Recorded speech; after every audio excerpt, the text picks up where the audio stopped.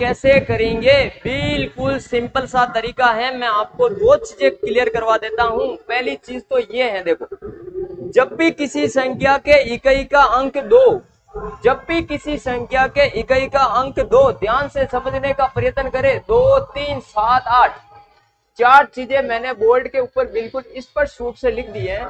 जिस संख्या का इकाई का अंक 2, 3, 7, 8 हो, तो वो संख्याएं दुनिया में कभी पूर्ण वर्ग संख्या की कैटेगरी में नहीं रखी जाती हैं। यानी ये पूर्ण वर्ग संख्याएं नहीं होती है, पूर्ण वर्ग संख्याएं नहीं होती हैं। एक नई चीज हमारे सामने खड़ी हो जाती है, तो पूर्ण संख्याएं होती कौन सी हैं? तो जिस संख्या का इकाई का अंक, यानी आपको 0 से 9 तक के अंकों के ऊपर ध्यान केंद्रित करना होगा।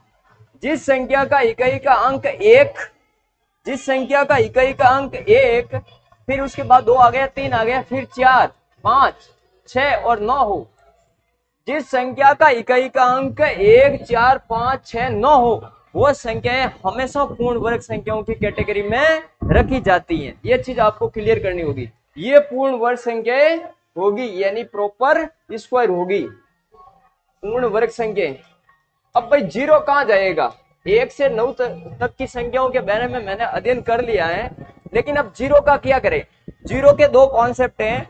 अगर किसी संख्या के पीछे अगर शून्यों की संख्या विषम है, तो वो कभी पूर्ण वर्ग संख्या नहीं हो सकती है, और सम में तो हमेशा पूर्ण वर्ग संख्या होगी। ये चीज क्लियर करनी होगी।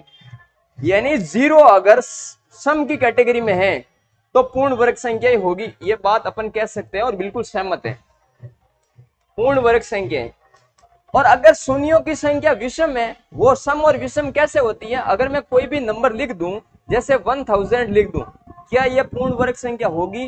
बिल्कुल नहीं होगी, क्योंकि इनके पीछे शून्यों की संख्या विषम है। विषम का मतलब 1, 3, 5, 7 के बारे में मैं बात कर रहा हूं।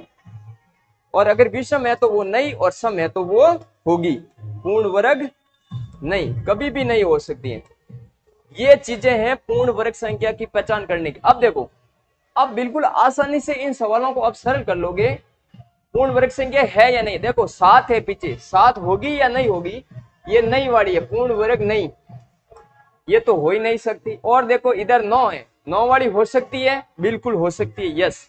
इधर देखो इसके पीछे 3 है, नहीं हो सकती। ऐसे आप क्रॉस कर सकते, यानी एलिमिनेट कर सकते हो। एग्जाम में इसी टाइप के क्वेश्चन आते हैं और आपको कुछ सेकंडों में इनके आंसर देने होते हैं।